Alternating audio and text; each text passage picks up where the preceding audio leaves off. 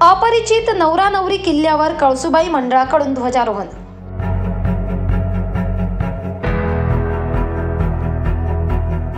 इगतपुरी तालुका हा निसर्गाने नटलेला आणि बेलाग सह्याद्री व गड किल्ल्यांनी सजलेला आहे।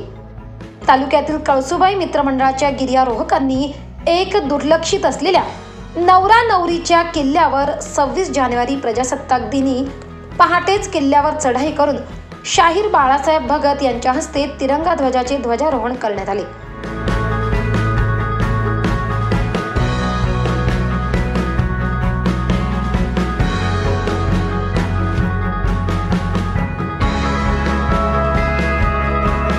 हा किल्ला इगतपुरी तालुक्यातील कुशेगाव येथे आहे।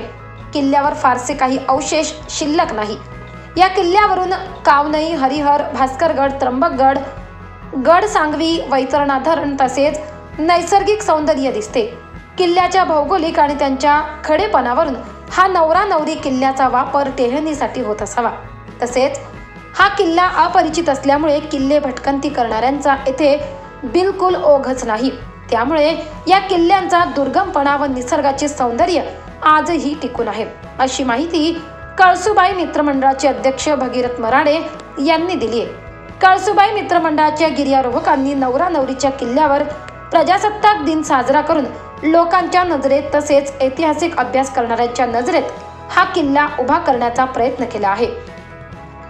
त्यामुळे मंडळाचे सर्वत्र कौतुक होत आहे। या उपक्रमात कळसुबाई मित्रमंडळाचे अध्यक्ष भगीरथ मराडे, शाहीर बाळासाहेब भगत, काळू भोर, निलेश पवार, डॉक्टर महेंद्र आडळे, प्रवीण बटाटे, सोमनाथ भगत, संजय जाधव, गोकुळ चव्हाण, सुरेश चव्हाण, राजू सुतार, राहुल हांडे, पांडुरंग भोर, लक्ष्मण जोशी, नामदेव जोशी, भगवान तोकडे, नाना टाकळकर, नंदू शिंदे, नितीन काकड, उमेश दिवाकर, पुष्कर पवार, यज्ञेश बटाटे, जान्हवी भोर, पाहुनी पवार सहभागी झाले होते। महाराष्ट्र माझा न्यूजसाठी भागीरथ अतकरी, इगतपुरी।